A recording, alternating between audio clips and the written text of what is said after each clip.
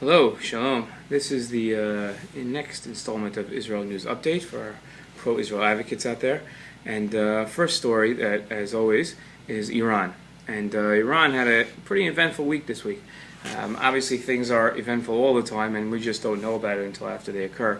But the first thing that Iran admitted to was the fact that they were hit by yet another virus. Keep in mind, Israel and the West sabotage plans against Iran. Iran constantly gets hit by computer malfunctions, equipment that never arrives, and we saw all of that this week. Iran admitted to a new virus called Duku, which doesn't seem to actually sabotage anything, but collects a lot of data, which eventually will lead to more damage being done to them.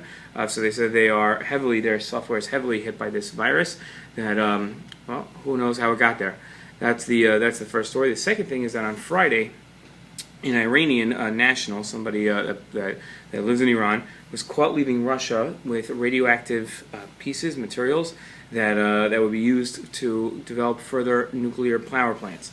We know that the plants that Iran is building, the nuclear energy plants, not of course for weapons as they claim, but really we do know that they have aspirations for weapons development. It needs further materials because a number of their plants have been blown up. Again, work accidents, we don't know how they occur. Therefore, they need new material. This person leaving Russia had 18 pieces of radioactive material. He was caught. That material is not going to make its way to Iran. That further hampers their ability to develop their nuclear weapon.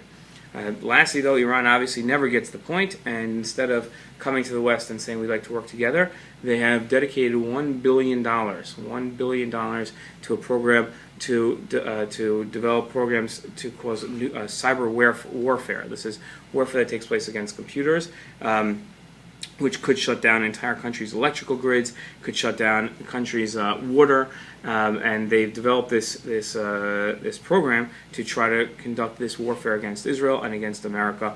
We'll see where that goes.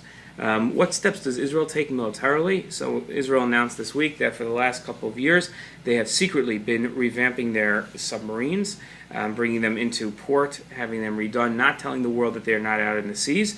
This is done in a highly classified manner. These submarines, if Israel had nuclear bombs, which everybody assumes that they do, so if they did, these submarines would carry them. If you put them out in the Persian Gulf, they are a great deterrent against our enemies. Lastly for Iran, big issue. We were waiting to see how the Iran Sanctions Act would happen. Threat Reduction Act, which is a series of sanctions against Iran's central bank, against the oil sector, against making sure that Iran would feel isolated, and in hopes of either regime change or the regime turning around and saying it doesn't make sense as long as the world is sanctioning us for us to have a nuclear weapon. Unfortunately, we haven't gotten there yet, but thanks to the United States Congress, the Senate 2 weeks ago had voted 100-0.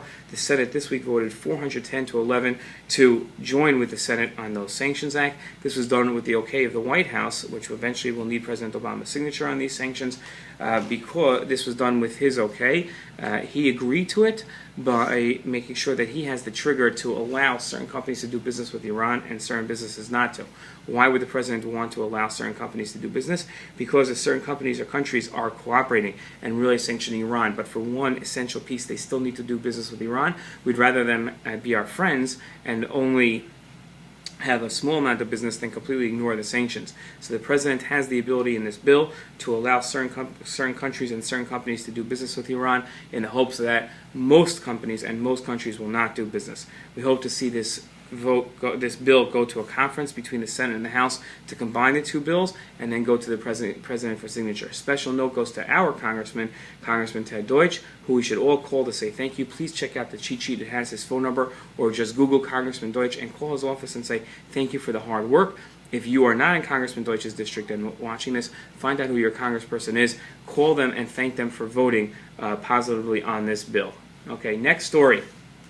The second part of the Gilad Schalit deal. Remember, the Gilad Schalit deal was for over 1,000 terrorists to be freed in exchange for Gilad Schalit.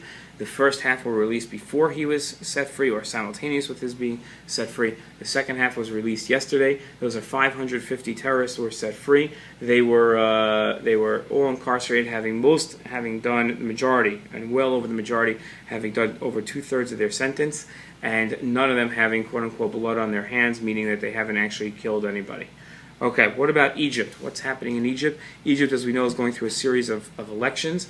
The second round of elections has been completed, and the Muslim Brotherhood, who again, the founders of Hamas, these are not our friends, not in favor of a democratic Egypt. These people are not in favor of a peaceful solution with Israel, and they have claimed victory in the second round. It does make sense that they would have won, but simultaneous to Egypt's having gone free and gone on a peaceful path, we'll also find that they're breaking out in violence, and worse violence that happened during the Arab Spring is taking place now against Egypt's military, which supposedly is what they wanted. So UN has just condemned Egypt for their violent reactions, and really bad news coming out of Egypt.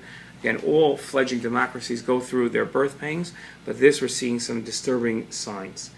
Next story, interesting. No longer calling the disputed territory of the West Bank, who no one knows really who should be in control. There are Arabs living there that want this as a Palestinian state eventually. There are Jews there.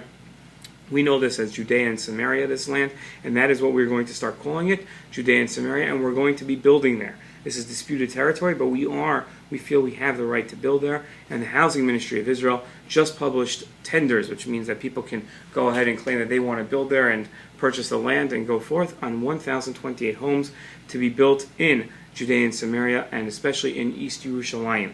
Okay, and Israel's policy now on the radio is to start calling this land Judea and Samaria, and that's how we should refer to it, and no longer as simply the West Bank. Thomas Friedman, a famous columnist in the New York Times, has come out with a scathing article, which he has been criticized by no less than the United States Congress for, claiming that Israel is simply controlled by the Israel lobby. This is a that Congress, the United States Congress, is controlled and bought by the Israel lobby. This isn't true. It is a gross perversion of the truth of the United States Congress' support of Israel and recognizing the strong Israel-U.S. relationship. It pays to look at the cheat sheet and look at the article on Thomas Friedman's article and his op-ed piece, and how Congress, especially Congressman Rothman from New Jersey, has said that it makes no sense what he's saying and is simply not the truth. Last story of the day, seemingly having nothing to do with Israel, but is actually a very positive step for Israel. North Korea, which is one of the last communist countries in the world, run by a dictator who yesterday died. What does this have to do with Israel? North Korea is one of the state sponsors of let's say, nuclear activity, and they were the ones that helped Syria try to start building a nuclear weapon.